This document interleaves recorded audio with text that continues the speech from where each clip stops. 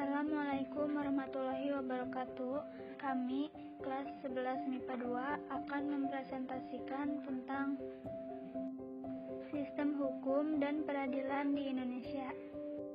Mencakup 1. Pengertian hukum, 2. Sumber hukum, 3. Penggolongan hukum, 4. Peradilan di Indonesia. Perkenalkan, nama saya Ridwan Rizky akan menjelaskan pengertian hukum.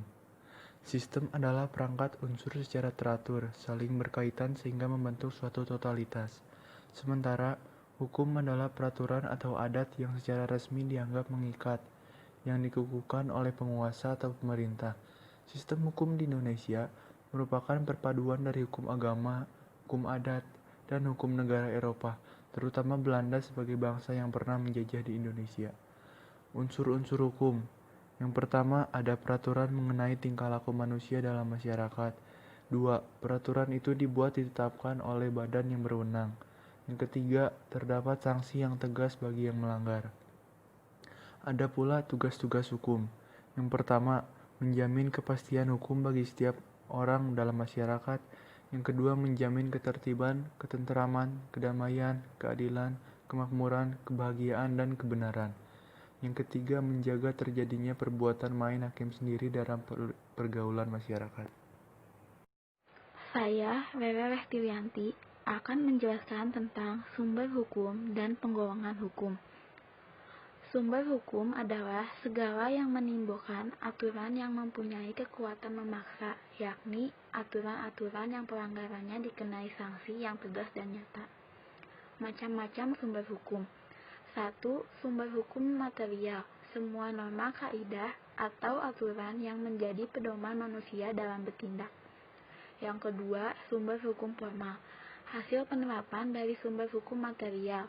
Sumber hukum formal juga dibagi menjadi beberapa jenis sumber hukum, diantaranya yaitu undang-undang, kebiasaan, keputusan hakim, traktat, dan pendapat sarjana hukum. Yang ketiga, penggolongan hukum. 1. Berdasarkan bentuknya, terdiri dari hukum tertulis dan hukum tidak tertulis. Hukum tertulis merupakan peraturan yang tertulis dan berwujud dalam lembaran-lembaran. Contohnya, Undang-Undang Dasar 1945, UU, PP, dan lain-lain.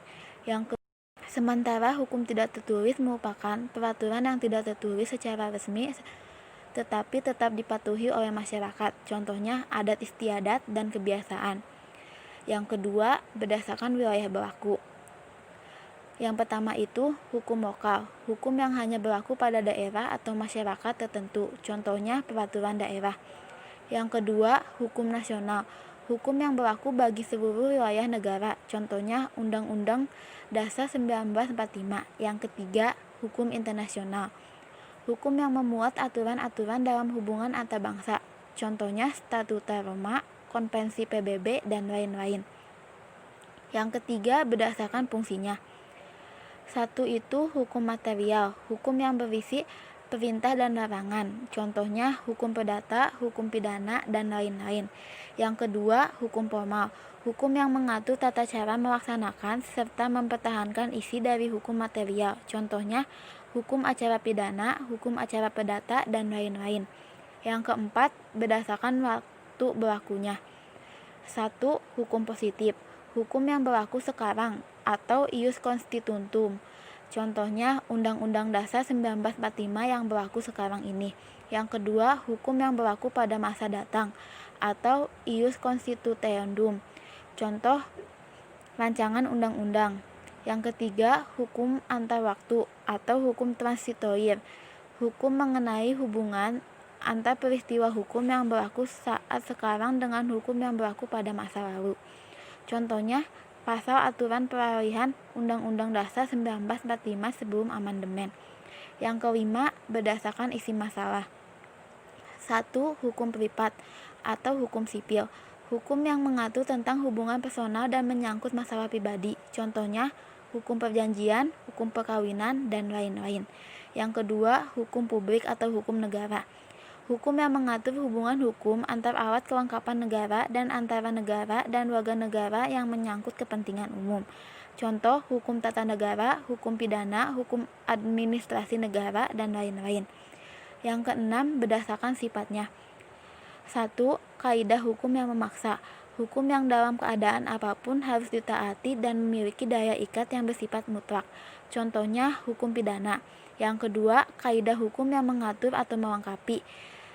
Merupakan kaidah hukum yang dapat dikesampingkan oleh pihak-pihak yang bersangkutan dengan jalan membuat ketentuan khusus dalam suatu perjanjian yang mereka adakan.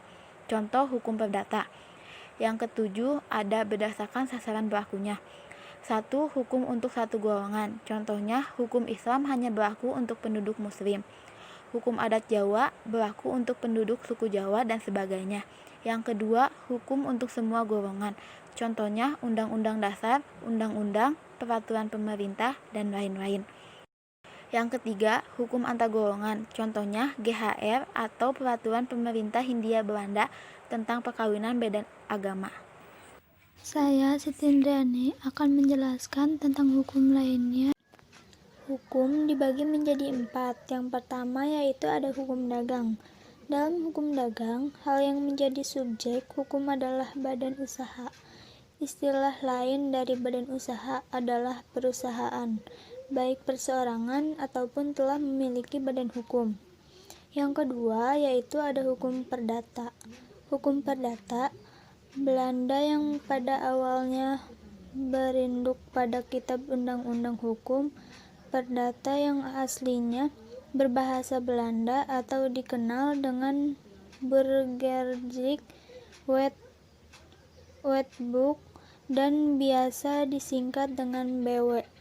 Sebagai materi BW sudah dicabut berlakunya dan sudah diganti dengan undang-undang. Yang ketiga yaitu ada hukum pidana.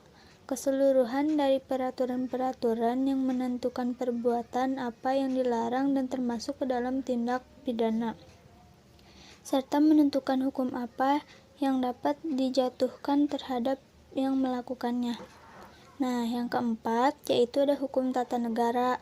Hukum yang mengatur tentang negara yaitu antara lain dasar pendirian, struktur kelembagaan, pembentukan lembaga-lembaga negara, hubungan hukum atau hak dan kewajiban antara lembaga negara wilayah dan warga negara. Norma hukum adalah aturan sosial yang dibuat oleh lembaga-lembaga tertentu, misalnya pemerintah, sehingga dengan tegas dapat melarang serta memaksa orang untuk mendapat berperilaku sesuai dengan keinginan pembuat peraturan itu sendiri. Terus, perilaku yang sesuai dengan hukum. Yang pertama yaitu tidak merusak atau mencemarkan nama baik orang lain. Yang kedua, ada menghargai hak hidup orang lain, tidak menilainya apalagi membunuh. Yang ketiga, yaitu ada tidak melakukan perbuatan seperti menipu, merampok, mencuri, atau korupsi. Nama saya Muhammad Iqbal Riyadi. Di sini saya akan menjelaskan tentang peradilan umum di Indonesia. Peradilan umum di Indonesia merupakan lingkungan peradilan di bawah Mahkamah Agung yang menjalankan kekuasaan kehakiman bagi rakyat pencari keadilan pada umumnya. Peradilan umum meliputi 1. Pengadilan negeri. Pengadilan negeri berkedudukan di ibu kota kabupaten kota dengan daerah hukum meliputi wilayah kabupaten kota. 2. Pengadilan tingkat tinggi. Pengadilan tingkat tinggi berkedudukan di ibu kota provinsi dengan daerah hukum meliputi wilayah provinsi. 3. Pengadilan khusus. Pengadilan khusus dibagi menjadi 5. 1. Pengadilan anak. 2. Pengadilan niaga. 3. Pengadilan hak asasi manusia.